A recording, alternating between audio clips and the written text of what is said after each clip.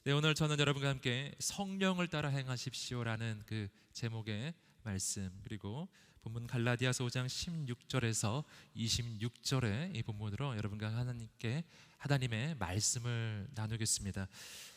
사도 바울은 이 갈라디아서 이 후반부에 이르러서요, 계속해서 우리가 복음 안에 있을 때 우리의 삶이 얼마나 놀랍게 변화되는지, 그 복음 안에서의 그 축복된 삶에 대해서 우리에게 소개를 해주고 있습니다.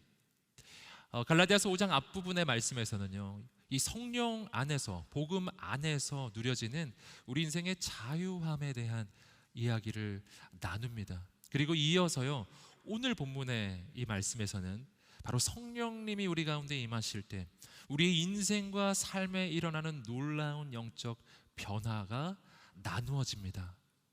사랑하는 여러분, 오늘 이 시간 이 말씀이 선포될 때 바로 성령 안에서 하나님 부어주시는 그 놀라운 축복과 그 열매가 우리 인생에 충만하게 있게 되기를 주님의 이름으로 축복합니다. 오늘 말씀 크게 세 부분으로 나누어서 함께 보겠습니다. 먼저 첫 번째 부분입니다. 성령을 따라 행하십시오 라는 주제로 이 첫 번째 부분 나누겠는데요, 갈라디아서 5장 16절, 17절 말씀입니다. 16절, 17절 읽겠습니다. 시작. 내가 또 말합니다. 여러분은 성령을 따라 행하십시오. 그러면 결코 육체의 욕망을 채우려고 하지 않게 될 것입니다. 육체의 욕망은 성령을 거스르고 성령의 욕망은 육체를 거스릅니다. 이 둘은 서로 상반되기 때문에 여러분이 원하는 것들을 할 수 없게 합니다. 자, 오늘 본문의 말씀에서 사도 바울은 성령님이 우리 안에 오셨을 때 우리 안에 생겨나는 새로운 욕망에 대해서 이야기해요. 우리 안에는 본래 욕망이 있었습니다. 그것은 육체의 욕망이에요. 내 육신적 욕망, 죄악의 지배 아래에 있는 내 육체의 욕망은 언제나 죄를 향해 있었고 하나님이 기뻐하시지 않는 세상을 향해 있었어요. 세상의 죄악을 기뻐하는 욕망이 내 안에 늘 있었더라는 겁니다. 그런데 성령이 내 안에 오시잖아요. 복음 안에서 내가 하나님의 자녀가 되고 구원을 얻게 되면은 성령님이 오시는데 그 성령 안에서 이전에 없었던 욕망이 생겨나요. 오늘 본문의 말씀은 그것을 성령의 욕망이라고 이야기합니다. 성령의 욕망이라는 것은 뭐냐면은 성령님이 내 안에 오셨을 때 그때 내 안에 하나님이 원하시는 그것을 향한 그 소원함, 열망이 내 속에서 생겨나기 시작한다는 것이에요. 예전에 없었던 소망이죠. 예전에는 죄악만을 기뻐했었는데 이제는 거룩한 것을 원하는 그 마음이 생겨나기 시작해요. 예전에는 사랑하는 것이 너무 어려웠는데 이제는 사랑하고 싶은 마음이 생겨나요. 전에는 용서하기가 너무나 어려웠는데 이제는 용서하고 싶은 마음이 생겨나요. 전에는 부정과 부패와 세상의 술수와 방법을 쓰는 것을 기뻐했었는데 이제는 그런 것들이 불편하고 내 안에 하나님의 거룩과 정직을 원하는 마음이 생겨나기 시작하는 거예요. 여러분, 그렇기 때문에 예수 믿은 다음에 내 안에는 우리의 기대와 조금 다른 현상이 일어납니다. 우리는 흔히 생각하기를 예수 믿고 구원받고 하나님의 자녀가 되면 우리의 마음에 그냥 평강만 있을 것 같잖아요. 예전에는 혼란스럽더라도 이제는 평안만이 찾아올 것 같잖아요. 하지만 그렇지 않아요. 내가 진짜 예수님을 만나잖아요. 진짜 성령님이 내 안에 오셔서 성령님이 나를 사로잡으시고 내 안에 진짜 성령님께서 행하기 시작하시잖아요. 그러면 갈등이 생겨나요. 왜 갈등이 생겨나는가? 방금 전에 설명한 대로입니다. 그것은 전에는 내 안에 육신의 욕망만 있었는데 이제는 내 안에 성령의 욕망이 생겨났기 때문이에요. 전에 육신의 욕망만 있을 때, 죄악된 욕망만 있을 때는요, 갈등이 있을 이유가 없어요. 그냥 죄악을 따라 내 마음에 드는 대로, 생각대로, 마음대로, 그냥 세상의 유혹대로 그냥 행하면 그뿐이었어요. 그러나 이제 성령님이 오시니까 그와 반대의 성령의 욕망, 하나님이 원하시는 것들이 생각나기 시작하고 내 마음에 그것을 향한 소원함도 생겨나기 시작하는 거예요. 그래서요, 진짜 예수님을 만나잖아요. 그러면 내 안에서 육체의 욕망과 성령의 욕망이 서로 충돌하게 돼 있어요. 갈등하게 돼 있다고요. 서로를 거스르게 돼 있어요. 오늘 본문의 말씀이 그것을 이야기하고 있죠. 성령의 욕망은 육체의 욕망을 거스르고 육체의 욕망은 성령의 욕망을 거스르고, 이 내 안에서요 이전에 없었던 갈등이 생겨나기 시작하는 거예요. 여기서 저는 한 가지 여러분에게 꼭 말씀드리고 싶습니다. 그것은 뭐냐 하면, 내가 예수님을 믿기 시작했는데 내 안에 이 성령의 욕망이 생겨나서요, 전에 없던 갈등이 내 안에 지금 생겨나고 있다면, 그렇다면 지금 문제가 있는 게 아닌 거예요. 그게 정상이에요. 그게 정상이에요. 그게 괜찮은 거라고요. 진짜 영적인 위기가 뭔지 아시겠어요? 진짜 영적인 위기는 갈등이 없는 거예요. 예수님 믿었는데 아무 갈등이 없는 거예요. 예수 믿고 이 하나님의 자녀가 되었고 신앙생활을 하고 있는데, 이전에 즐기던 죄악을 즐기고 이전에 행하던 죄악을 그냥 행하고 이전에 행하던 죄악된 습관이 내 안에 그냥 그대로 남아있는데 난 하나도 갈등이 안 돼요. 진짜 문제인 거예요. 정말 위기인 거예요. 여러분, 그건 뭘 의미하는지 아세요? 내 안에 갈등이 없다라고 하는 것은요, 정말 내 안에서 성령님이 말씀하고 계시다면 내 영혼이 그 성령님의 음성을 들을 수 없을 만큼 내 영혼이 둔감해져 있다는 뜻이에요. 내 영혼의 귀가 지금 막혀버린 거예요. 하나님이 아무리 말씀하셔도 내 귀에 들리지 않을 만큼 내 영혼이 그렇게 둔감해져 있는 거예요. 그러면 갈등 없어요. 그냥 예배도 드리고 죄도 짓고, 예배도 드리지만 세상의 술수와 방법도 쓰고 하나도 문제가 안 되는 거예요. 사랑하는 여러분, 여러분은 지금 어떤 상태에 계신가요? 한번 돌아보십시오. 저는 한 가지 권면하는 것은 뭐냐면, 여러분의 마음에 갈등이 있기를 축복합니다. 있어야 해요. 그게 정상이에요. 내가 이래도 될까? 내가 계속 이 길을 가도 될까? 내가 이 선택을 해도 될까? 이 생각이 들어야 합니다.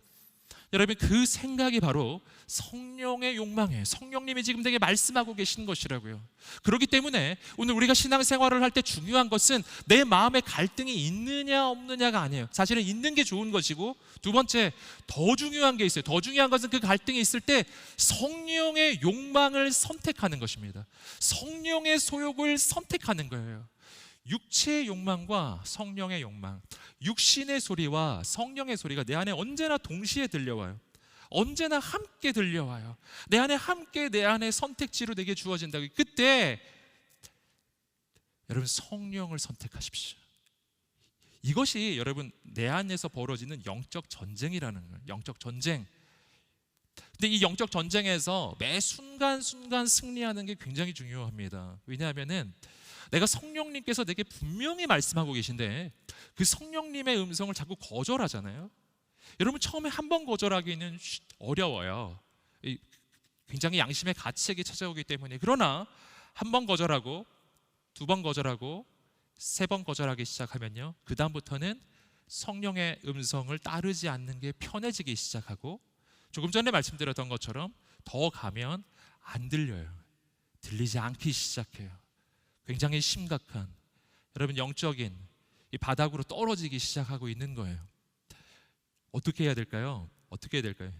성령님이 말씀하실 때 처음에 그 작은 성령님의 음성에 여러분 순종해야 합니다. 순종해야 합니다. 뭐 이런 것까지, 이런 생각이 들더라도 순종해야 합니다. 불이익이 있어도 순종해야 합니다. 위협이 있어도 순종해야 합니다. 그렇게 순종하잖아요. 성령님의 음성에 순종을 하잖아요. 그러면은 영적인 상승작용이 일어나요. 그래서 여러분, 그 근육도 쓰면 쓸수록 그 근육이 점점 더 단련이 되고 점점 더 커지지 않습니까? 그 힘은 쓰면 쓸수록 힘이 더 생기는 법이에요. 여러분, 근육을 쓰지 않잖아요. 그럼 근육이 없어져 버린다고요. 영적인 근육도 마찬가지예요. 여러분, 성령님의 음성을 듣기로 결단하고 내가 순종하기로 결단하잖아요. 그러면은 그 성령님의 음성에 처음 순종하면 그만큼 성령님에 대한 민감함이 커져가고, 두 번 순종하면 더 커져가고, 더 민감해지고, 더 더 예민해져요. 더 분명하게, 더 분명하게. 처음에는 성령님의 음성이 뿌옇게 들리고, 그리고 정확하지 않게 들릴지라도 순종하고 계속 순종해가면 점점 더 선명해지기 시작해요. 점점 더 분명해지기 시작해요. 점점 더 세밀해지기 시작합니다. 성령님의 음성이 조금 더 분명하고 세밀하게 내 인생을 인도하기 시작해요. 사랑하는 여러분 그렇게요, 성령님의 그 음성을 듣는, 그리고 그 음성에 순종하는 여러분 되시기를, 저와 여러분이 되기를 주님의 이름으로 축복합니다. 바로 그러한 삶을 살기 시작할 때 우리 인생에 놀라운 축복이 오기 시작하는데요, 그 축복에 대해서 오늘 본문의 말씀 18절이 이야기해 주고 있습니다. 우리 18절 말씀 함께 읽어보겠습니다. 시작. 그러나 만일 여러분이 성령의 인도를 받는다면 여러분은 율법 아래 있지 않습니다. 자, 성령님의 그 인도를 받는 삶이요, 성령님 말씀하실 때 순간순간 순종하는, 즉 성령의 온전한 지배 속으로 내가 들어가기 시작할 때 내 인생에 일어나는 아주 중대한 변화가 있는데, 그게 뭐냐면 율법 아래 있지 않은 인생이 되기 시작해요. 율법의 지배에서 벗어나기 시작하더라는 겁니다.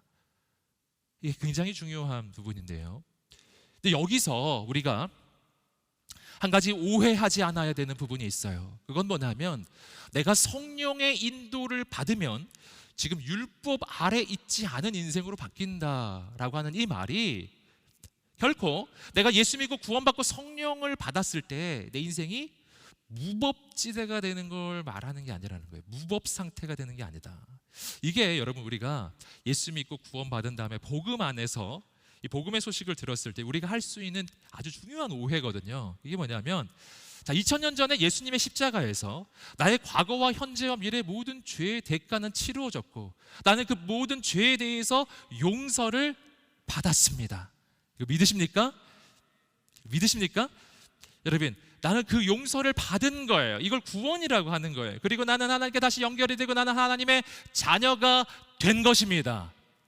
여러분, 그런데 내가 이 죄의 사함, 내 모든 죄의 용서를 받고 죄의 사함을 받았다라고 하는 이 죄 사함의 소식이 들려왔을 때 우리가 이것을 자칫 오해하면 이렇게 생각하게 되는 거예요. 아, 그래, 예수님의 그 십자가에서 어떤 죄든지 다 용서를 받으니까 그럼 난 이제 마음대로 살아도 되겠네, 뭐 오늘 대충 살아도 되겠네, 뭐 이 모든 죄도 예수님이 다 십자가에서 그 대가 다 치루어 주신 거 아니겠는가 라고 생각하는 거예요.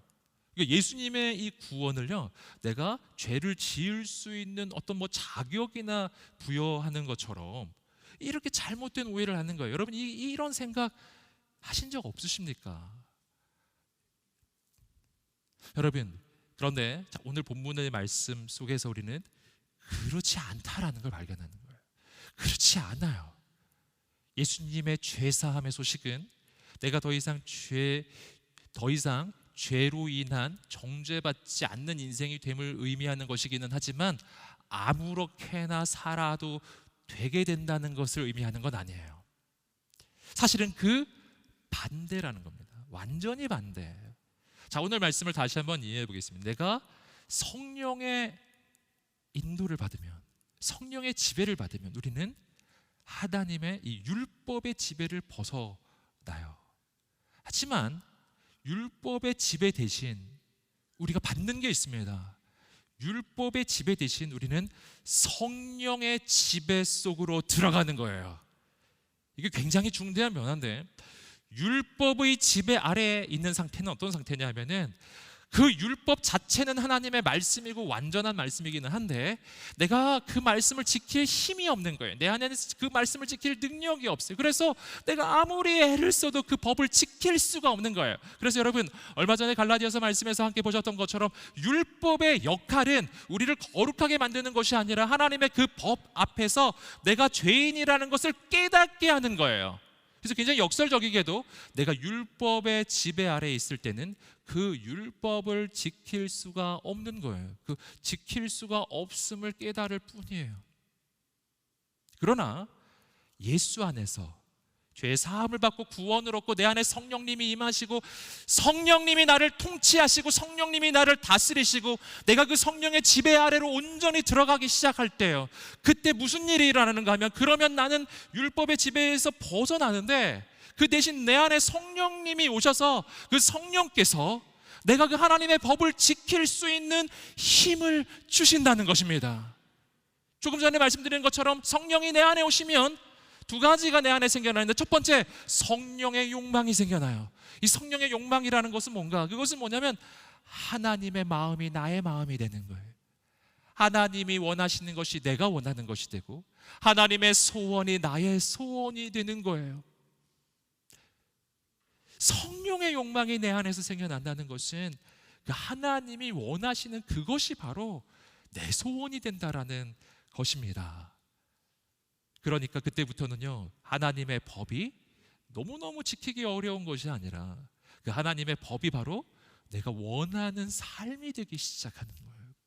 여러분, 이것을 성경에서 히브리서 10장 16절, 바로 새로운 언약에 대한 표현이 나오는 부분인데, 히브리서 10장 16절에서 이 복음 안에서 얼마나 놀라운 변화가 일어나는지 우리에게 보여줍니다. 말씀, 히브리서 10장 16절 말씀입니다. 읽어보겠습니다. 시작. 이것은 그날 후에 내가 그들과 맺을 언약이다. 내가 내 율법을 그들의 마음에 두고 그것을 그들의 생각에 새겨줄 것이다. 주께서 말씀하신다. 아멘. 자, 이 말씀은요, 예수 안에서 우리에게 주어지는 새로운 언약을 이야기하는데요, 예전에 옛 언약 속에서 하나님의 율법은 돌판에 새겨진 언약이었어요. 즉 십계명의 두 돌판에 하나님이 손으로 새겨주신 돌판에 새겨진 언약이 율법이었거든요. 그렇기 때문에 이 율법은 언제나 내 바깥에 있는 것입니다. 돌판에 새겨진 율법. 그러니까 그것을 내가 지키려고 애를 쓰는 거예요. 내게 주어지는 규정, 얼마나 어려워요.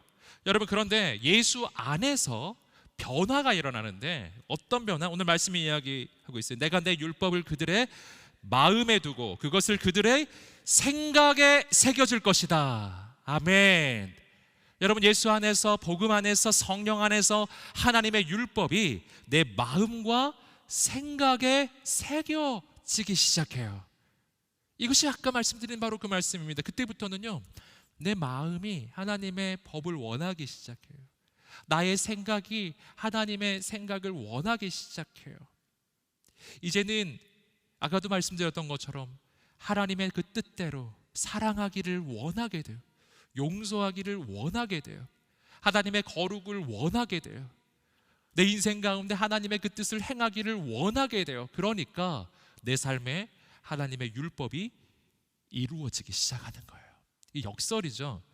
성령의 인도를 받으면 율법의 지배를 벗어나는데, 율법의 지배를 벗어나기 때문에 율법이 이루어져요.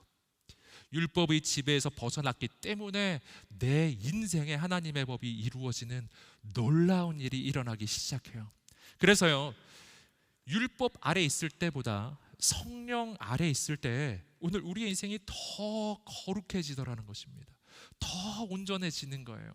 사랑하는 여러분, 그러므로 오늘 이 시간 우리가 오직 성령의 지배 아래로 들어가게 되기를 주님의 이름으로 축복합니다.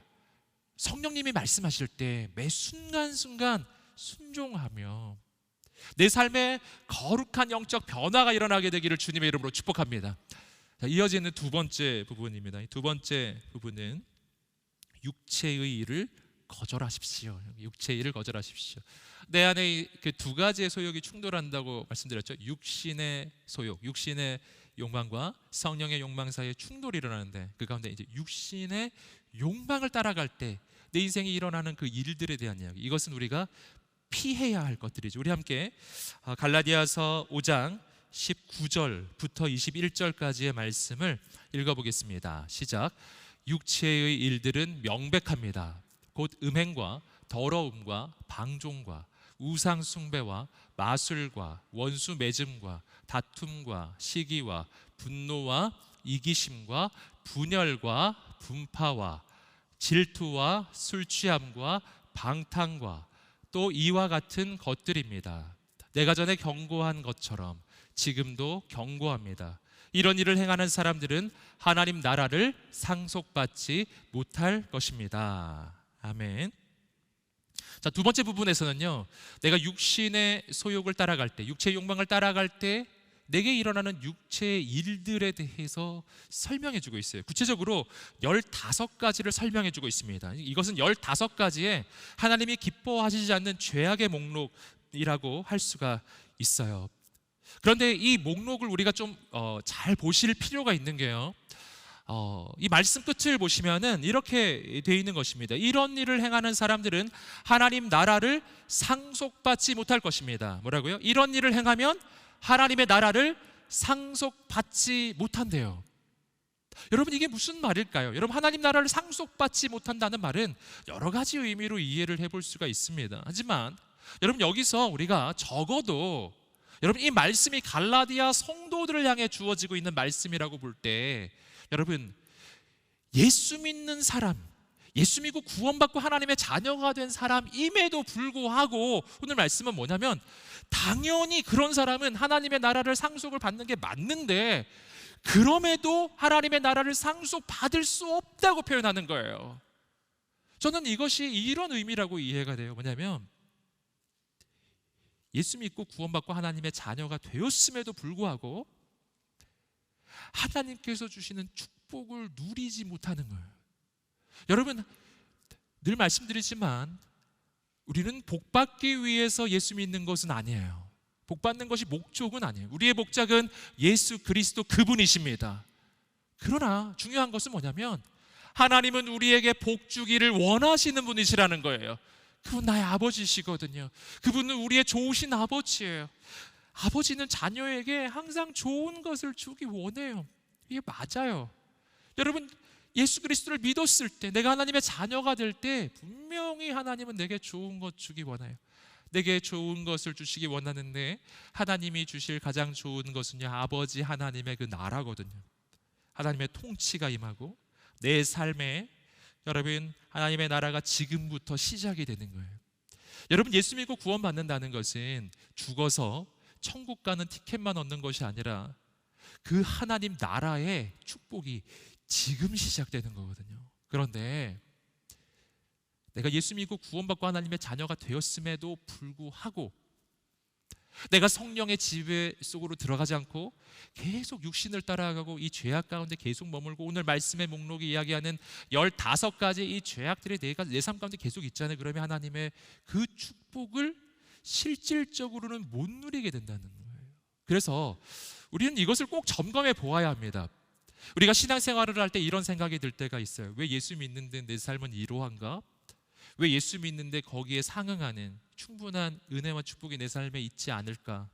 여러분, 이런 생각 해본 적 없으세요? 왜 내 인생에는 하나님의 그 기름 부으심이 경험되지 못하는가? 한때는 분명 하나님의 놀라운 은혜와 축복이 있었는데 요즘 들어서 그렇지 않은 것처럼 자꾸 느껴지는 내 삶이 있다면, 여러분, 꼭 한 가지를 점검해야 합니다. 오늘 이 갈라디아서 5장 19절에서 21절 사이에 있는 이 죄악의 목록이에요. 이러한 것이 내 안에 있지 않은가를 보셔야 된다는 거예요. 그것이 내 인생에 하나님의 축복이 흘러오는 통로를 막고 있는 걸림돌일지 몰라요. 그래서 오늘 본문에서 이 목록을 한번 살펴보는데 15가지를 크게 4가지의 카테고리로 좀 나눠볼 수가 있습니다. 그래서 좀 그 카테고리를 좀 나눠보면 이렇게 돼요. 첫 번째 부류는 성적 타락이면 성적 타락. 성적 타락, 음행, 더러움, 방종. 15가지 중에 이 3가지는 이 성적 타락에 해당이 되고, 두 번째 영적 타락이에요. 영적 타락. 그것은 우상 숭배와 마술, 영적 타락에 해당되는 거라고 할 수 있어요. 영적 타락이라고 하는 것은 바로 하나님보다 더 소중히 여기는 것이 내 안에 있다는 것이죠. 세 번째는 공동체 분열입니다. 그 다음에 나오는 굉장히 많은 항목들이요, 이 분열과 연결돼 있습니다. 보시면은 원수 맺음, 다툼, 시기, 분노, 이기심, 분열, 분파, 질투, 이게 다 분열에 연결돼 있거든요.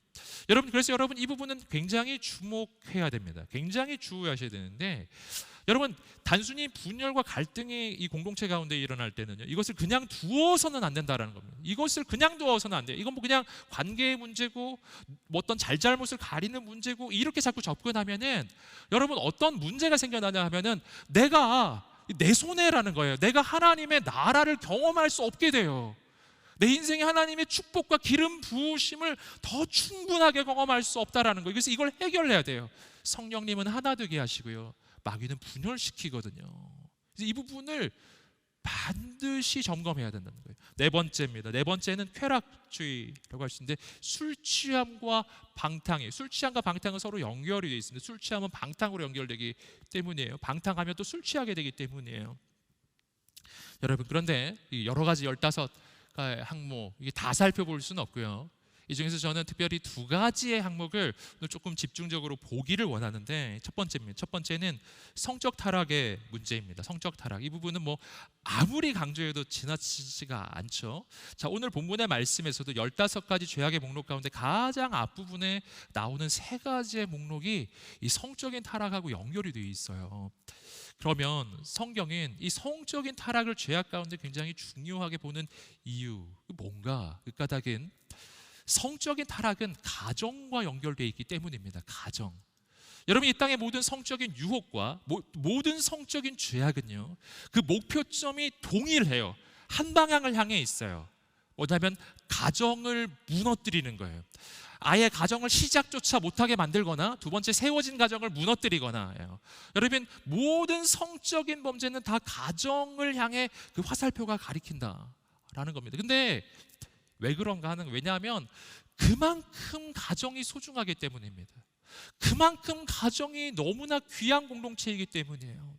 가정은 하나님의 신비이고 하나님의 작품이고 우리를 향한 하나님의 선물이에요.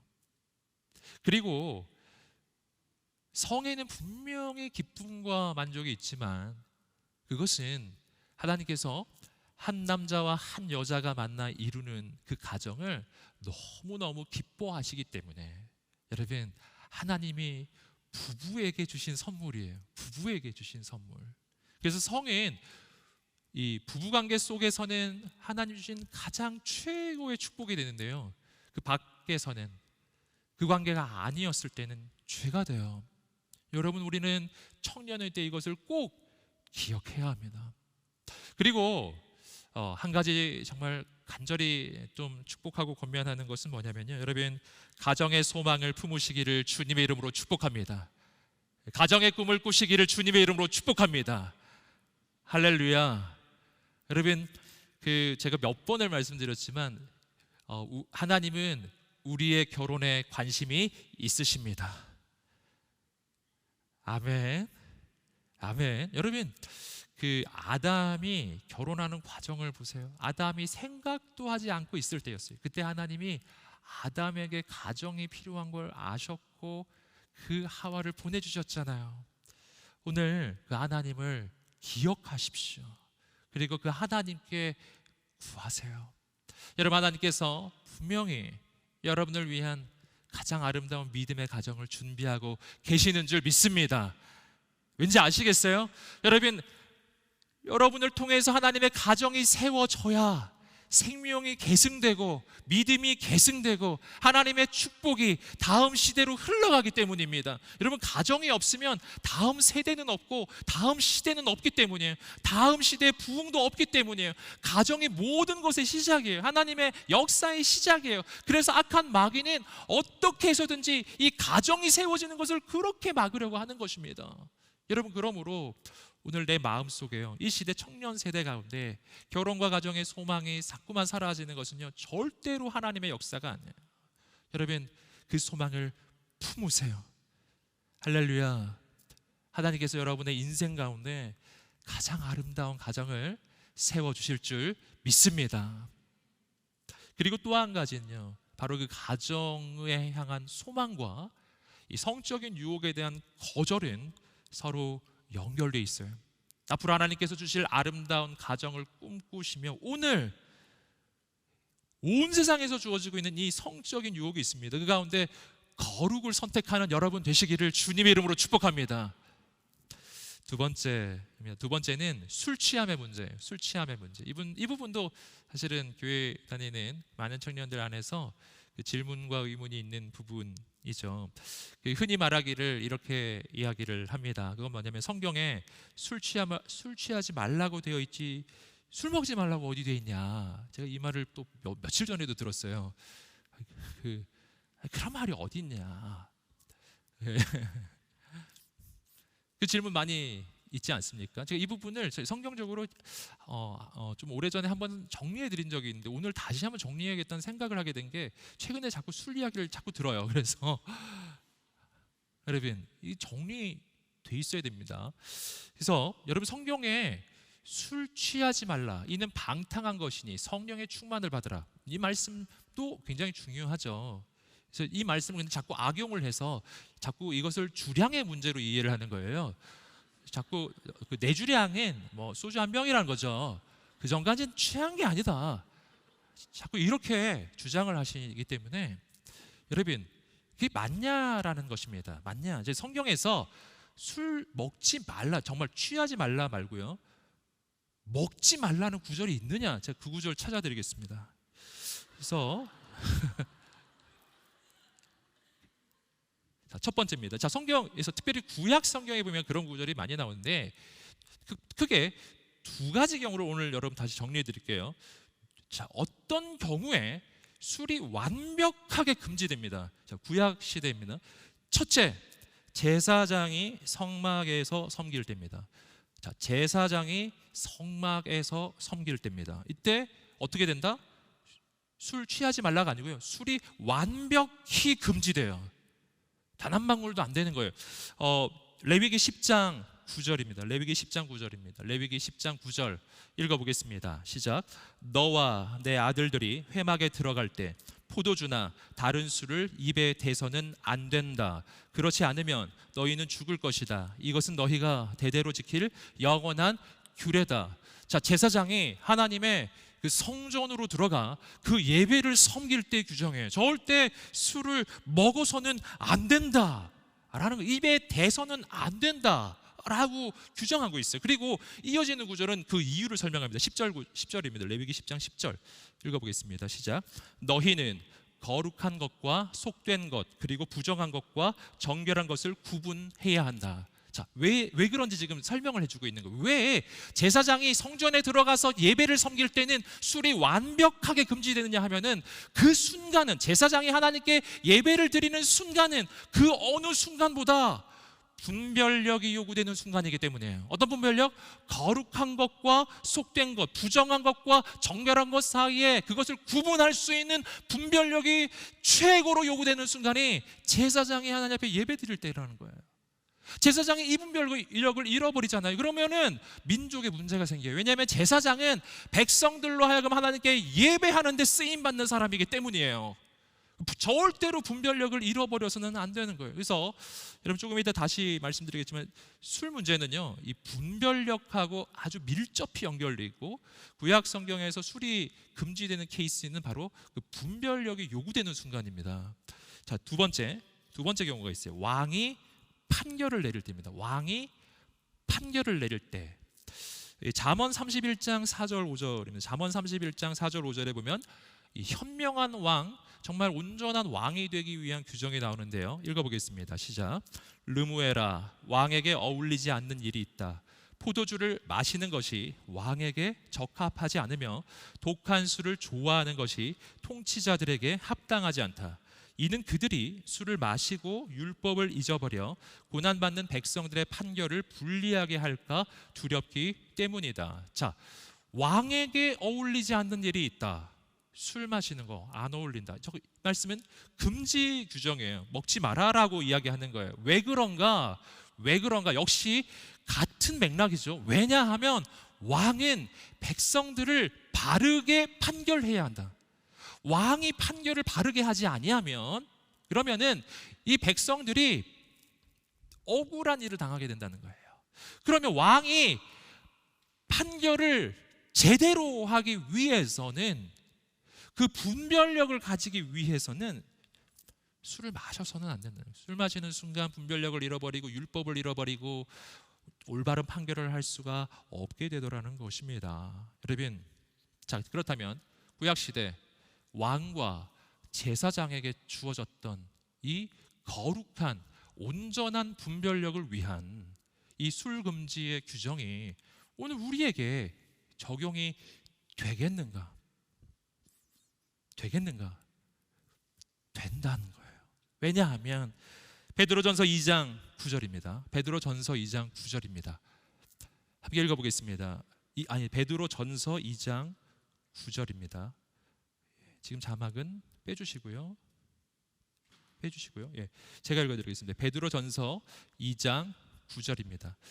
그러나 여러분은 택하신 족속이요 왕 같은 제사장들이요 거룩한 나라요 그분의 소유된 백성이니 이는 여러분을 어둠에서 불러내어 그분의 놀라운 빛으로 들어가게 하신 분의 덕을 선포하게 하기 위한 것입니다. 너무 유명한 구절이죠.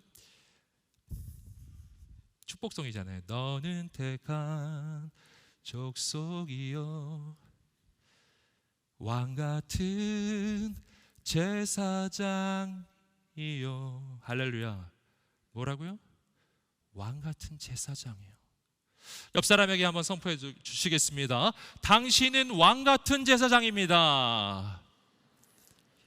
아멘. 가슴에 손을 얹고 자신에게 선포하겠습니다. 나는 예수 안에서 왕 같은 제사장입니다. 할렐루야. 놀랍죠? 여러분, 이 시대 제사장의 직분은 사라졌어요. 더 이상 존재하지 않아요. 예수 그리스도의 십자가에서 우리 모두 다 하나님의 자녀가 되었어요. 우리 모두는 성령님께서 거하시는 거룩한 성전이 되었고, 그리고 로마서 12장 1절이 이야기하는 것처럼 우리 모두는 산 제물이 되었어요. 우리는 움직이는 성전이에요. 우리의 몸이 성령이 거하시는 성전이 된 거예요. 이것은 구약시대의 백성들이 꿈도 꿀 수 없는 새로운 놀라운 변화가 일어나는 거예요. 믿으세요? 함께 외쳐보겠습니다. 나는 성전입니다. 나는 움직이는 성전입니다. 아멘. 모바일 철치. 할렐루야. 여러분 얘기하고 있는 거예요. 여러분, 우리는 움직이는 성전 그 자체고, 우리는 움직이는 재물 그 자체이며, 예수 안에서 우리는 모두 다 1대1로 하나님을 만나게 되는 제사장이에요. 근데 어떤 제사장? 왕 같은 제사장이에요. 여러분, 오늘 우리는 이 시대 거룩한 영적 리더십으로 부름받은 사람들이에요. 여러분, 구약시대 제사장들은 백성들을 하나님께로 연결하는 역할을 했다면, 오늘 우리는 죽어가는 이 시대 가운데 영혼들을 주께로 인도하는 이 시대 전체를 향한 거룩한 왕 같은 제사장으로 부름받은 사람들인 줄 믿습니다. 저만 아니라고요. 저만 제사장이 아니에요. 우리 모두예요. 제사장이 성전에 있을 때 그에게 술이 금지돼요. 우리는 어떤 존재라고요? 우리는 제사장인데 우리의 몸이 성전이에요. 여러분, 우리는 언제가 예배의 순간일까요? 여호수아 예배 왔을 때만인가요? 아니라니까요. 내 몸이 성전이에요. 난 제사장이에요. 난 제물이에요. 언제나. 그러므로 우리의 예배는 24시간 365일 모든 시간 모든 순간이 우리의 예배의 순간인 줄 믿습니다. 아멘. 우리에게 이 관점이 열려져야 돼요. 구별된 공예배의 시간이 있어요. 맞습니다. 너무 중요해요. 하지만 그러나 우리가 흩어졌을 때, 우리의 가정에 있을 때, 학교에 있을 때, 직장에 있을 때는 무슨 순간인가? 그때도 예배의 순간이다. 그때도 나는 성전이고 그때도 나는 제사장이다. 그러므로 나에게는 그때도 분별력이 필요하다는 겁니다. 거룩한 것과 속된 것, 부정한 것과 거룩한 것을 분별할 수 있는 분별력이요. 여러분, 사람들을 억울하게 판결하지 않는 그 거룩한 분별력이 내겐 필요해요. 여러분, 오늘 우리의 인생 가운데 거룩한 결단이 있기를 축복합니다. 술은 우리의 구원을 취소시키지는 않을 것입니다. 하지만 그 술은 우리의 분별력을 흐트러뜨립니다. 이건 분명해요. 술이 들어오면 난 하지 않던 말을 할 거예요. 술이 들어오면 난 안 하던 행동도 할 것이고 안 하던 선택도 하게 될 것입니다. 술이 들어오면 나의 분별력의 기준이 흐려져요. 속된 것을 선택하기 시작하고 부정한 것을 따라가기 시작해요. 여러분 분명하지 않습니까? 여러분 그러하기 때문에 우리에겐 결단이 필요해요. 여러분 격려합니다. 하나님의 사람, 거룩한 하나님의 사람, 거룩한 분별력이야. 여러분 이왕 예수 그리스도를 믿는다면 내가 그 거룩한 분별력을 소유하게 되기를 정말 원하는 거예요. 그리고 또 한 가지, 오늘 말씀이 분명히 이야기해요. 이러한 것들을 행하는 사람은 하나님의 나라를 상속받을 수 없대. 무슨 말입니까? 여러분 술의 즐거움을 선택할 때 하나님 나라의 그 축복이 내 인생에서 제한된다라는 겁니다. 여러분 한번 결단해 보기 원해요. 오늘 이 시간에 결단해 보기를 원해요. 한번 오늘이 그 첫날이 되기를 축복합니다. 저는 장로님들의 얼마나 많은 간증을 듣게 됐는지 몰라요. 여러분 술을 끊기로 결단했을 때 망하지 않더라. 여러분 오늘 결단합시다. 우리가 한번 믿음의 발걸음을 옮겨봅시다. 망하는지 안 망하는지. 그랬을 때 어떻게 알겠어요? 내 영안이 열려질지, 내 이전에 영적으로 경험할 수 없었던 그 축복을 내가 경험하게 될지 어떻게 알겠냐고요. 여러분 이것이 하나님의 축복을 가로막는 장애물이라니까요. 영적인 관점에서는 분명히 장애물이에요. 한번 결단해 보십시오. 여러분 지금까지 한 번도 경험할 수 없었던 하나님의 축복의 그 강물이 여러분의 인생 가운데 막 쏟아부어지기 시작할 것입니다. 할렐루야. 여러분 오늘 그 하나님의 역사를 기대합시다. 우리 함께 세 번째 부분을 보겠습니다. 세 번째, 성령의 열매를 맺으십시오. 성령의 열매를 맺으십시오. 갈라디아서 5장 22절 23절의 말씀입니다. 갈라디아서 5장 22절 23절 말씀 읽어보겠습니다. 시작.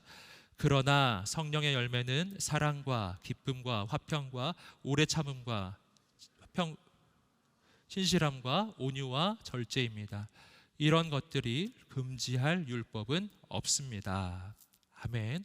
갈라디아서 5장 22절 23절에서 이제 우리가 추구해야 할 성령의 열매가 나옵니다. 여기서 우리가 또 오해가 있어요. 뭐냐면 성령의 열매라고 하면요 또 다른 율법으로 내게 느껴져요. 이거 어떻게 해야지? 내 인생에 이런 거가 없는데. 사랑과 희락과 화평과 오래 참음과 자비와 양성과 충성과 온유와 절제라고 하는 것은 내가 이거를 해내기가 너무 어려운 거예요. 내가 그렇게 되기가 너무 어렵다, 참 힘든 거야 라고 느껴요. 이거 뭐 오래 걸리는 거니까 오늘은 좀 쉬어야겠다, 자꾸 이렇게 생각하는 거예요. 여러분 생각을 바꾸셔야 됩니다. 자, 오늘 말씀에서 우리는 이것이 우리에게 너무너무 힘든 어떤 지켜야 될 규정으로 주어지고 있지 않다는 걸 발견해야 돼요. 왜냐하면 여러분 이 성령의 열매가 나의 열매라고 표현되어 있지 않고 성령의 열매라고 되어 있는 거예요. 주어가 뭐죠? 주어가 내가 아니에요. 주어가 성령이 주어예요. 지금 무슨 말이냐면은 성령의 열매라는 것은요 내가 맺는 나의 열매가 아니라 성령께서 맺으시는 성령의 열매라는 거예요. 내가 맺는 나의 열매가 아니라 성령께서 맺으시는 성령의 열매라는 것입니다. 여러분 그러니까 이제 어떻게 해야 되는지 아시겠어요? 이 성령의 열매를 맺으려면 어떻게 해야 될까요? 자, 9가지 목록을 무슨 규정처럼 딱 써놓고서 내 인생에 뭐 사랑이 있나, 희락이 있나, 화평이 있나, 나 온유한가, 나 절제하고 있는가, 이런 거 이렇게 하면은 이게 너무 어려워지기 시작해요. 주어는 누구라고요? 성령님이. 함께 외쳐보세요. 주어는 성령님이십니다. 자, 다시 따라해보세요. 내가 맺는 열매가 아니라 성령님이 맺어주시는 열매입니다. 아멘. 여기서 우리는 이 성령의 열매에 대한 아주 혁신적인 변화가 우리 인생에 찾아오기 시작해요. 내가 하는 것이면 할 수 없지만 성령께서 하시는 것이면 할 수 있는 줄 믿습니다. 나는 못 맺어요. 하지만 내 안에 계신 성령님은 맺어주실 것입니다. 내가 하는 것이 아니거든요. 성령님이 이루시는 것이거든요. 그렇다면 내가 해야 할 일이 뭔지 아시겠어요? 9가지 목록을 놓고서 할까 말까가 아니에요. 그것이 아니라 오늘 성령께서 행하실 것이기 때문에 내가 할 일은 오늘 성령님이 내게 말씀하실 때 순종하기로 결단하는 거예요. 앞서 말씀드렸던 것처럼 육신의 소욕과 성령의 소욕이 내 안에 있을 때 성령의 소욕을 선택하고 성령의 그 말씀 가운데 성령님의 그 음성에 순간순간 순종해 가는 거예요. 그렇게 하면 이 열매가요 어느 순간 맺어지기 시작해요. 성령님이 하시는 거거든요. 원어적으로는요 이 열매는 단수입니다. 자, 성령의 열매가 9가지이지만 원어적으로는 복수로 되어 있지 않아요. 그래서 성령의 열매들이 아니고요 성령의 열매입니다. 그래서 제가 신학교를 할 때 이 교수님이 이런 표현을 써주셨었어요. 뭐냐면은 이것은 어떤 나무에 그 9개의 열매가 맺어지는 게 아니라는 거예요. 그게 아니고 9가지 맛이 나는 한 개의 열매예요. 성령의 열매는 9가지 맛이 나는 한 개의 열매라고요. 그렇기 때문에 이거 하나하나를 따져가는 게 중요한 게 아니에요. 왜냐하면 성령께서 역사하시고 내가 순종하기 시작하면요 이 9가지는 크거나 작은 차이는 있을지라도 동시에 맺어지기 시작해요. 동시에 내 삶에 이루어지기 시작한. 한 가지만 하세요. 나 성령님께 순종하리라. 오늘 성령님 말씀하시면 그냥 난 순종해요. 그러면 맺혀지는 겁니다. 사랑과 기쁨과 오래 참음, 친절, 선함, 신실함, 온유, 절제. 여러분 이것은 성령님이 내 안에 오셨을 때 내 인생이 어떻게 바뀌는지에 대한 청사진이에요. 이렇게 바뀔 거야. 넌 바뀔 거야. 이런 뜻이에요. 성령님이 임하시면 바뀔 거야. 이런 뜻이에요.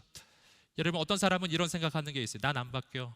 나 예수 믿어도 안 바뀌어. 교회 다녀도 안 바뀌어. 난 안 바뀔 거야. 여러분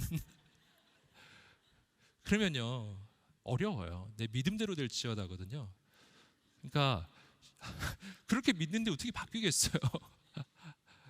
생각을 바꾸셔야 됩니다. 네, 함께 외쳐보겠습니다. 난 바뀔 거야. 성령님이 바꿔주실 거야. 아멘. 얼마나요? 요만큼? 아니에요. 완전히 바뀔 것입니다. 어떻게 바뀌는가? 우리는 더 사랑하게 될 것입니다. 우리는 더 기뻐하게 될 것입니다. 우리는 화평케 하는 자가 될 것입니다. 우리는 어떤 어려움도 인내하는 사람이 될 것입니다. 우리는 어려운 사람을 돕고 섬기는 친절의 사람이 될 거예요.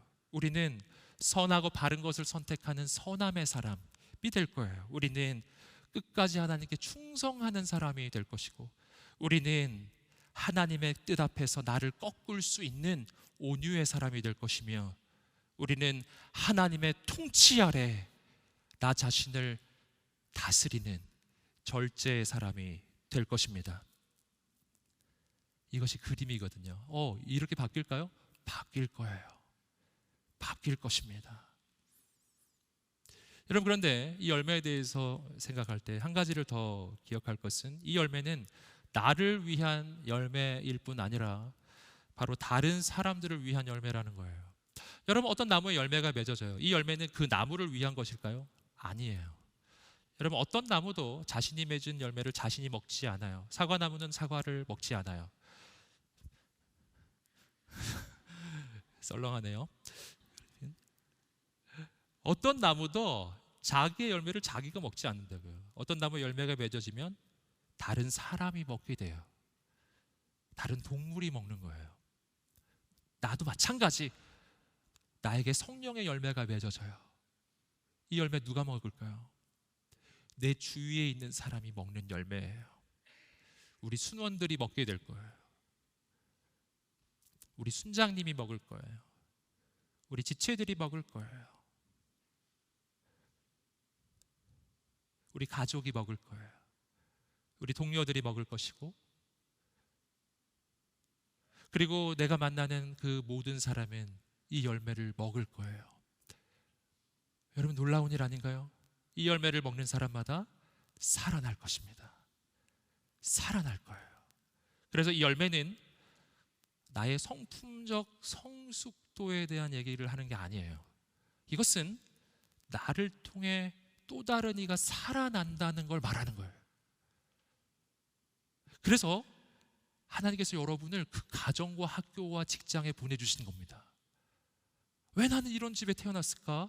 우리 부모님 믿지도 않으시고 너무 신앙생활 하기 어렵다 이렇게 생각하시는 분 계시죠? 격려합니다. 그래서 하나님이 보내주신 거예요. 여러분의 부모님이 그 성령의 열매를 맛보게 해주시려고요. 그 성령의 열매를 먹고 살아나게 해주시려고요. 여러분을 그 열매의 통로로 보내신 것이거든요. 여러분이 바로 그 생명의 통로거든요. 여러분이 바로 이 시대를 살리는 통로거든요. 이것이 바로 성령의 열매거든요. 여러분, 이 열매를 통해 온 세상이 살게 될 줄 믿습니다. 여러분, 이 나라가 살게 될 것입니다. 여러분, 여기 있는 우리 지체들이 모두 다 이 열매를 맺게 된다라면 여러분이 있는 가정이 바뀌고 직장은 바뀔 것이고 그곳에 있는 죽어가는 영혼들이 얼마나 많아요. 다 살게 될 것입니다. 오늘 우리가 그 열매를 맺기 시작할, 여기 계신 모든 분들이 그 열매를 맺기 시작한다면 우리는 서로의 열매를 먹게 되는 거예요. 이 순모임에 얼마나 기쁘겠어요. 행복하겠어요. 얼마나 즐겁겠어요. 여러분, 이 공동체 가운데 여러분 생수의 강이 흐르기 시작하고 생기가 흐르기 시작하고 기쁨이 충만해지기 시작하고 화평케 하고, 여러분 우리 안에 전부 다 화평케 하는 사람들, 전부 다 기쁨의 사람들, 전부 다 온유의 사람들, 전부 다 절제의 사람들인데 여러분 어디 분열이 있겠어요? 어디 갈등이 있겠냐고요? 어디 이기심이 있겠어요? 여러분 그런 사람들이 함께 모였는데 거기 얼마나 놀라운 일이 일어나겠냐고요. 저는 우리 여호사 공동체가 그러한 공동체가 되시기를 주님의 이름으로 축복합니다. 그렇게 될 수 있을까요? 그렇게 될 수 있을까요? 우리 순원들 보니까 좀 아닌 것 같은데요. 혹시 그렇게 생각하시나요? 여러분, 사람이 아니에요. 하나님께서 하시는 줄 믿습니다. 성령님이 행하세요. 우리 순을 주관하신다고요. 우리 공동체를 주관하고 계세요. 그 성령 안에서 우리 공동체는 바뀔 것입니다. 우리를 통해 이 시대는 살게 될 것입니다. 저는 오늘 우리가 그 꿈을 꾸게 되기를 소원합니다. 우리가 함께 기도하면서 나가겠습니다. 기도하면서 주 앞에 나갈 때 하나님, 나를 통해 그 성령의 열매가 맺어지게 하여 주시옵소서. 오 주님, 내가 하나님 성령님의 그 통치 아래 들어가기 원합니다. 그 성령님의 말씀 앞에 순종하기 원합니다. 오 하나님 아버지, 내 인생이 변화되게 해주십시오. 내 삶이 바뀌게 해주십시오. 내가 성령님 앞에 순종합니다. 주님, 나를 통해 역사하여 주옵소서. 오늘 여러분 가운데 내 안에 있는 성령님께서 말씀하실 때 그 성령님의 말씀에 순종하기로 결단하는 사람들, 바로 오늘부터 내 삶이 바뀌기를 결단하는 사람들, 오늘부터 내 삶 가운데 모든 죄악이 떠나가고 내 삶 가운데 새로운 일이 일어나기를 소원하는 사람들, 내 삶 가운데 성령의 열매가 정말 아름답게 맺어지기 원하는 사람들, 자리에서 함께 일어나 보시겠습니다. 그리고 하나님 앞에 우리가 간절히 외치는 거예요. 전심으로 외치는 거예요. 주님, 나를 사용해 달라고. 내 삶 가운데 성령의 열매가 맺어지게 해달라고요. 그 열매요, 나를 통해 세상이 살아나는 열매. 오늘 나를 그렇게 사용해 달라고 우리 기도합시다. 하나님 기뻐하시지 않는 죄악들을 여러분 이 시간에 고백하세요. 하나님, 오늘 이 시간이 술이 끊어지는 시간이 되게 주옵소서. 내 삶 가운데 하나님 성적인 타락이 있습니까? 여러분 괜찮아요. 괜찮아요. 예수님은 가늠하다 현장에서 잡힌 그 여인을 정죄하지 않으셨다고요. 여러분 오늘이 시간이, 오늘 우리가 결단하면, 오늘 우리가 다시 일어선다면, 오늘부터 거룩과 순결이 시작되고, 오늘부터 새로운 일이 시작되고, 오늘부터 하나님의 축복이 시작되기를 원하는 거예요. 여러분 그렇게 원하지 않으세요? 오늘 청년의 때 그 소원을 우리는 품었으면 좋겠다. 언제까지 육체의 일만 따라다니겠어요? 언제까지 여러분 나를 살리지 못할 세상의 것을 따라가겠어요? 정말 나를 살릴 하나님의 영광과 그 하나님의 축복을 우린 너무 원하는 것입니다. 정말 너무 원하는 거예요. 오늘 이 시간에 성령님이 임하여 주시옵소서.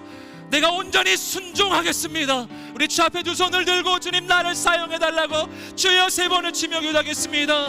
주여, 주여, 주여. 하나님 아버지 역사해 주시옵소서. 하나님 기름 부어 주옵소서. 하나님 목이 마르니 성령의 기름 부소서.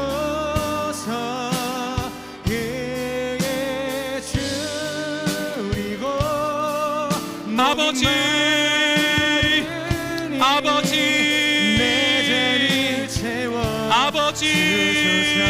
마소서, 아버지 마소서, 임하소서, 임하소서, 임하소서, 임하소서.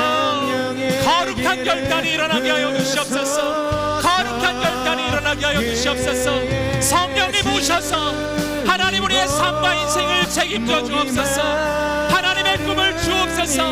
하나님의 소망을 주옵소서. 하나님 주여 주여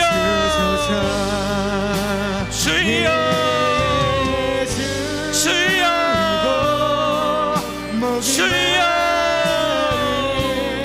주여 역사하여 주옵소서. 하나님께 기다려 나가는 모든 영혼들을 붙잡아 주시고 하나님의 소망을 부어 주옵소서.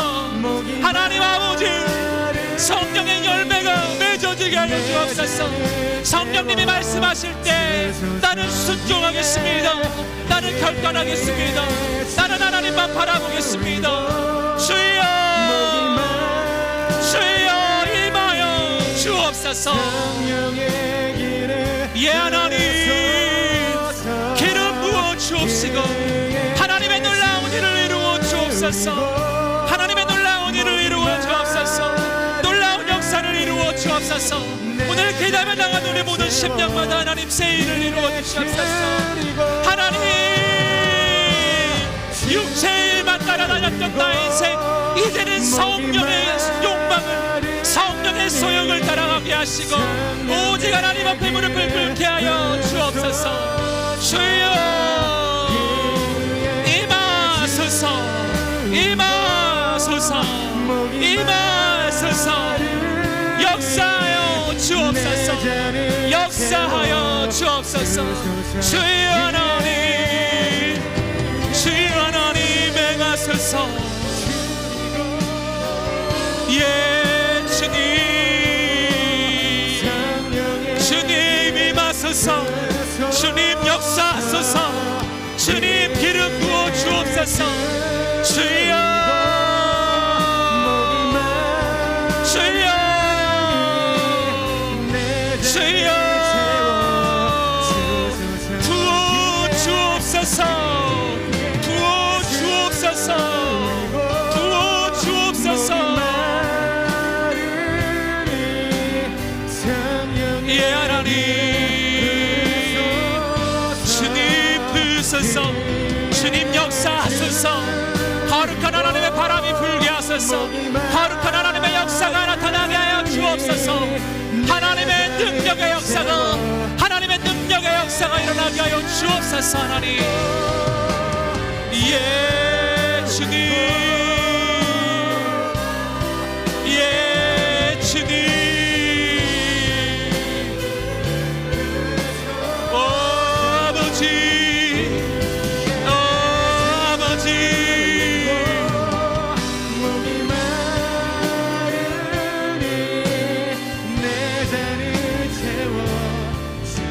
이 시간 우리가 한번만 더 기도하면서 저 앞에 나갈 때 여러분의 가정과 학교와 직장과 이 시대를 중보하면서 기도하겠습니다. 하나님은 우리를 열매 맺는 자들로 부르셨습니다. 그 열매는 내가 먹는 것이 아니에요. 우리 가정을 살리고 이 시대를 살리고 우리 직장을 살리고 우리 일터를 살리고 서울 땅을 살리고 이 한국 땅을 살리고 열방을 살리라고.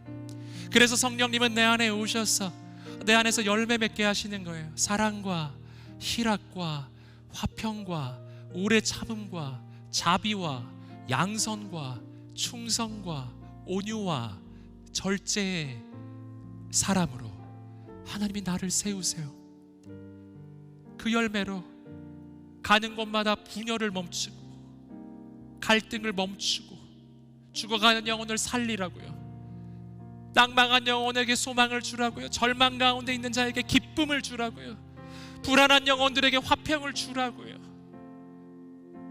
여러분 우리는 그런 사람들이에요. 성령의 열매는 우리를 향한 하나님의 부르심이에요. 우리가 함께 기도할 때 하나님 우리 가정과 학교와 직장의 모든 영혼들을 살려 주옵소서. 우리 가정을 살려 주옵소서. 여러분 순을 위해서 기도하세요. 공동체를 위해 기도하세요. 우리 공동체가 성령의 열매로 충만한 사람들의 공동체가 되게 하여 주시옵소서. 여기 있는 모든 영혼들이 그런 사람들이 될 때 온 세상이 변화될 것입니다. 서울 땅이 바뀔 것입니다. 오늘 우리가 그렇게 쓰임받게 해달라고 주여 외치며 기도하겠습니다. 주여. 할렐루야 하나님, 할렐루야 하나님, 할렐루야 하나님, 행하여 주옵소서. 거룩하신 하나님 아버지, 아버지 주님 행하소서, 행하소서. 이 땅 가운데 거룩한 부흥을 주옵소서.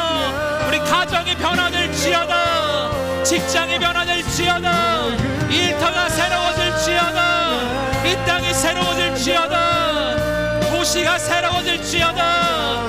이 민족과 열방 가운데 하나님의 나라가 임하고 죽어가는 영혼이 살아나게 하여 주시옵소서.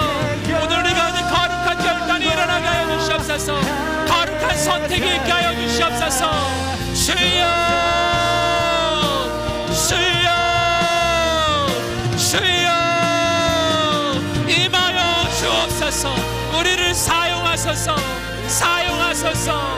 하나님의 영광을 위하여, 하나님의 영광을 위하여, 하나님의 생명을 위하여, 영혼을 살리는 그 일을 위해서 주여 우리를 사용하소서. 열매 맺게 하여 주옵소서. 주여, 주여, 주여. 아멘. 주님, 아멘. 주님,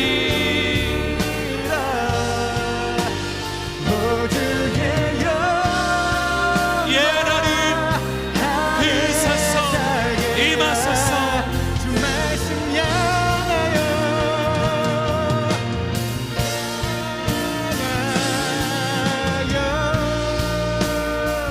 예 하나님 드소서, 임하소서. 역사하여 주옵소서. 오 주님,